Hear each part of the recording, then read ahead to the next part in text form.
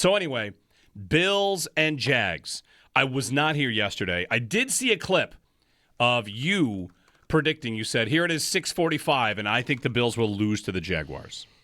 Yes. You still think that? 6:10 Tuesday, I still think the Jags are going to beat the Bills. All right. You're open. Yes. You're open to it, right?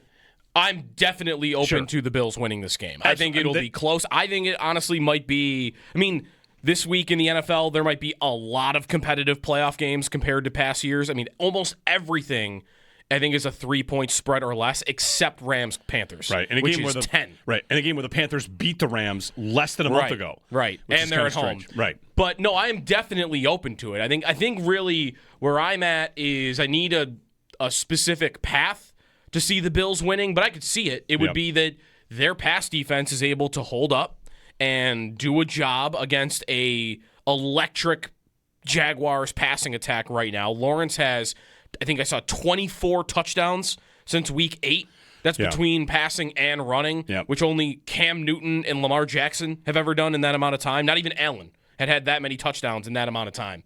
He has been amazing. Myers has been really good. They found if you haven't watched Parker Washington yet, he reminds me of Shakir a lot. Yep. He might be a little different in terms of route running and whatnot, but when the ball is in their hands, they're smaller, they're compact, they are really good at bouncing off tacklers. He's really good. Brian Thomas down the field. They've got weapons. But the Bills have been pretty stingy against the pass this year. So if they can do a job there, and I get Josh Allen elevating in the playoffs, I get those two things, and the Bills probably win the football game. But I don't know if I'm going to get that game from Allen. The Jags defense really terrifies me. It's very good. They don't always get home when they blitz, but they cause chaos. Yeah. We'll have Cody Alexander. He does a Substack called the Match Quarters or Match Quarterly, and we had him on earlier in the summer about Cole Bishop and how he loved Cole Bishop's game and how he's super important to the Bills, and I feel like that all played out. He nailed that one. He did. And Bishop has had a great year. No Max Hairston for this game, which is a problem, maybe. I don't know how much of a problem, but it could be a problem. You mentioned Parker Washington. Is Poyer playing also this week? If you have Benford shadowing, which he does as much as any corner in the league, right? You probably want him on Jacoby Myers if Myers is on the outside. Yes. Because Benford doesn't ever travel to the slot, and Myers can kind of play all over the place a little bit. Yeah. Or maybe have Benford on Brian Thomas. I don't know if I want Tre'Davious White on Brian Thomas. I would have liked to have Hairston on Brian Thomas. Right. Even though explosiveness, he might not have the size Brian Thomas does, but whatever. Right. There's a lot to get into this. I guess where I would start on this matchup and get your thoughts on this at 803-0550, at the risk of making it as binary a conversation as they do on the shouty shows on television, for all of the it's now or never for Josh Allen, which of course I think is absurd, shouldn't that conversation really be about the coach? About McDermott? Yeah. About no Mahomes, no Lamar, no Burrow in the playoffs.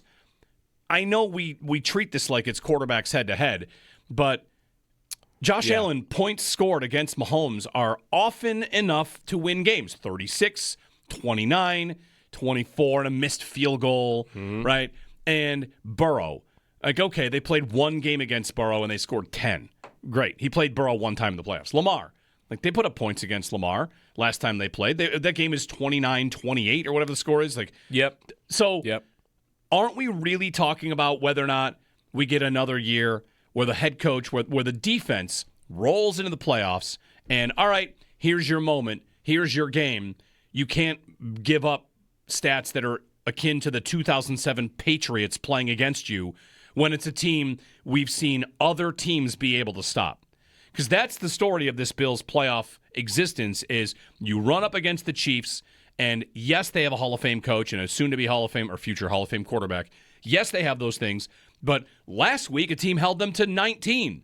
How come you gave up 31 on limited possessions? How come you play scared against them? How come they always have answers against you? That's almost always how we end up talking about the Bills season when it ends against the Chiefs. Now that there's no Chiefs, there are just different teams that are good. Yeah. If Trevor Lawrence goes for 4 touchdowns and 297 and they lose, we're going to sit here and think, I guess what I would say is if you're someone that's been McDermott won't get them there, I think you have a better path to make that point Yeah. When they lose to some other teams, it's always been kind of viewed I have to a point, that the Chiefs are kryptonite on some level. Or, hey, what are you going to do? You have a couple of all-timers over there. They've got a special sauce.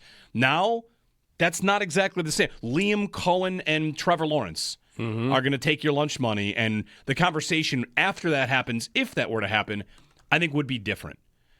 And while I say that, I go into this playoffs maybe as confident in McDermott as I've been at any point because of what they've done defensively this year. Yeah. Because of the run of injuries and because of the statistics, the numbers. They have a very good pass defense, and their resume is a good pass defense against some pretty good passers.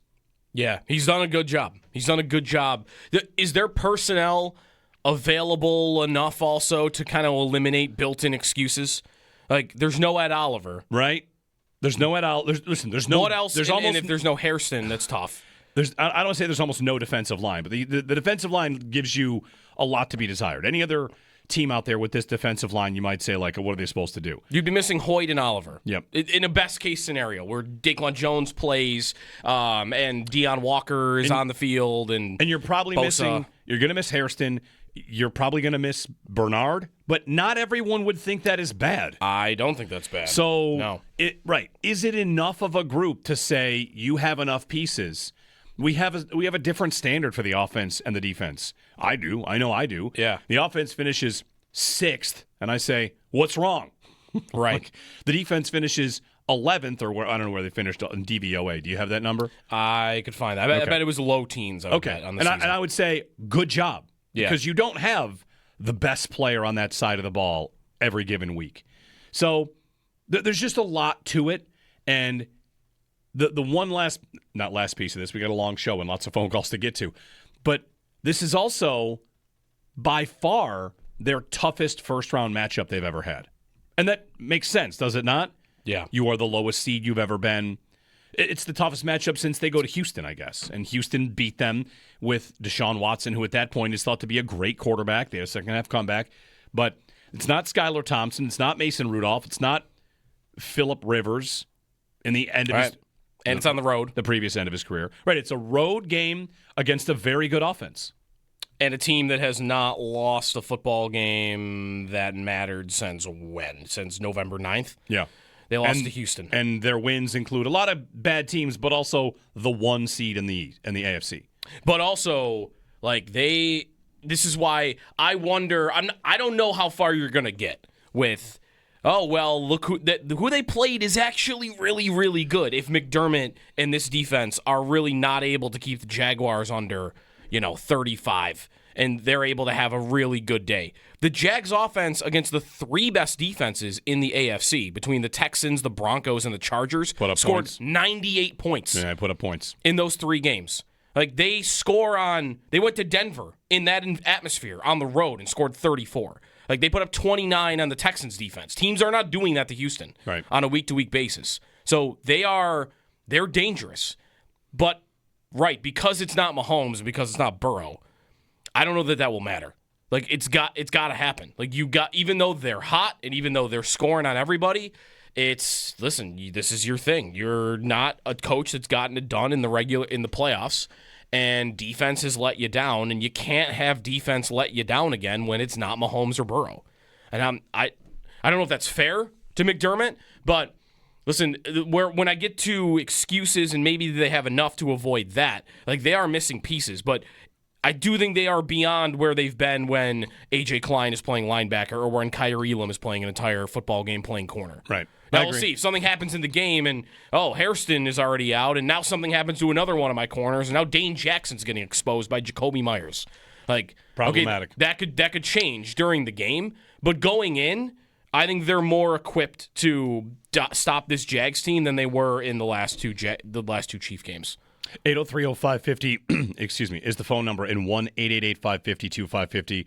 We'll work on a Jags guest for later this week. Right now, I'm at the stage of learning about the Jags defensive coordinator and just what they do defensively. Mm-hmm. So it's the first article I read about it was a little bit of a tale of horrors. Like, oh boy, that doesn't sound like stuff the Bills are too good against. But we'll see. Their run defense is pretty good. this is also the No, time they were the number one rush defense in the league this year by totals. Okay, that's what I was going to say. I think EPA they were not, but they get to claim number one by totals because I saw one of the players say number one rush offense, number one rush defense.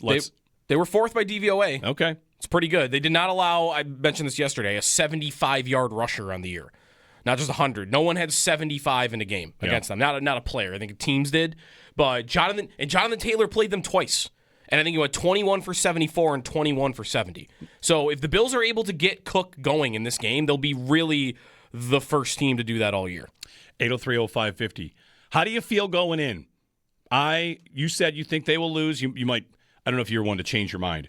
I think I could definitely by Friday be feeling that the Bills are going to win the game. Yeah. I mean, honestly, like the spread's going to do that, right? Like I think it's like 1 point, so it could go one way or the other. Like the Bills could open up the week as the favorite and end the week as the underdog. Like I think it's right on the line. Like it's a lean.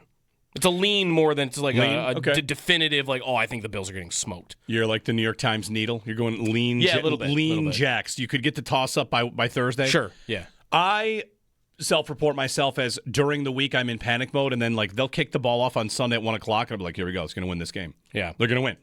Until they do, or I usually think they're going to win even if they're down like 14 points, until we hit zeros. A lot of times I make that decision after seeing Josh Allen's first pass. Yeah? Like his first real pass, not like screens. That's the vibe? How does the first pass look? Is he going to be dialed today? Because I feel like, that was a nice one, 20 yards down the field. That can be wrong. I thought in the Atlanta game when he threw a bomb to Josh Palmer, they were about to win the game by 50, and then they got smoked. So that's not always right. One thing I've seen about this Jags defense is it places a lot of stress on the quarterback to get the protection calls right, and that they are very good. Like you get one thing wrong, they're going to have a free runner on you. There are a couple different clips. Anthony Broska from Cover One had a bunch of these clips where they've got 7 across the line and 5 of the guys are standing up. And it's just like there are elements of a Brian Flores YOLO. Sometimes these blitzes are out of your Spags, whatever. We'll get into that this week. Mike in Pennsylvania is going to open up our phone lines today. Mike, good morning. Hey, Happy New Year, Jeremy. Good to hear your voice. I was wondering where you were for the longest time, but now you're back. Yeah, I had a couple weeks off and then had one extra day yesterday, but back and excited to be back. Well, you deserve it. So here's my thought, guys. When I saw Prater go out and I see that he's day-to-day, I almost think that's a blessing in disguise for Bills fans, just because it forces the Bills against a team that we know can put up points to be hyper aggressive by default. By not having a field goal kicker in there, even going for 2. Like, this is the game, like, I really only want to punt when we're inside our 30. But I feel like you just need to go toe-to-toe with this team, go for 2, hopefully not punt. But I just feel like that benefits the Bills, and it takes the stress off McDermott if a kicker's not out there because, hey, what are we supposed to do? We don't have a kicker to kick this week. We don't trust him. And, he can go for 2 and be hyper aggressive. Yeah. I like this point, Mike, because there's a strange thing. I've kind of charted it that the Bills against different teams this year have kind of shrunken back. And the first one I'm thinking about here is Atlanta. That just popped into my head. They're down 21-7 to Atlanta, and with 8:21 left in the second quarter, 4th and 3 at their own 49, they punt. Which is, if it's the Jaguars, are you treating it differently? Wait, listen, we're down 14 points here in the second quarter. Sometimes I feel like once you start to lean into gut analytics about whether or not to go for a 4th and 2 or for a 4th and 3, depending on the yard line, it just comes down to, well, that's Mahomes. I got to go for it. Well, that's Baker and the Bucs who are on a heater right now. I think McDermott might be likely to treat the Jaguars like a team he's going to have to get 30 points against and might treat it's 4th and 1 at midfield on the opening drive. Go? Yes. It's 4th and 3 at midfield on the opening drive. Yes. You going? You got to go. What game did they do that this year? Was it Kansas City? They did it against Miami. Miami? Oh, wait, no, they didn't. It was on their own side of the field, so they didn't do it. Okay. It was 4th and 1. There's a couple, I think it might be, maybe it's Tampa. They go for a 4th down at midfield on the opening drive. A couple times. I mean, I can remember games against, they've done that against the Chiefs, right, in the past. They did that in New England after the Hurricane game when they're down in the division, right? Yep, They went for it on 4th down on the first drive. Yep. So depending on the game, right? If McDermott feels like it's going to be a firefight, he'll do it. And I feel like I forget what his numbers are in the playoffs for this. Like, aren't his playoff numbers pretty darn aggressive when it comes to 4th downs? They are. By the way, second drive of the Tampa game, they're down 3-0, 4th and 4 at the Tampa 30. They go for it. Okay. And then they also later in the game got another 4th down that they went for. So sometimes how aggressive they want to be looks like it. There's another one. Maybe it's Cincinnati. Whatever. I'll find these. It all gets down to Jags week. You know, we wait all year for this week and the following weeks as the playoffs are upon us. So what do you think? Are you confident in Sean McDermott maybe more than years past? Are you confident in the Bills beating the Jaguars? They are on the road with their toughest first-round matchup probably of the last 5-6 years, and that makes sense after being a wild card team.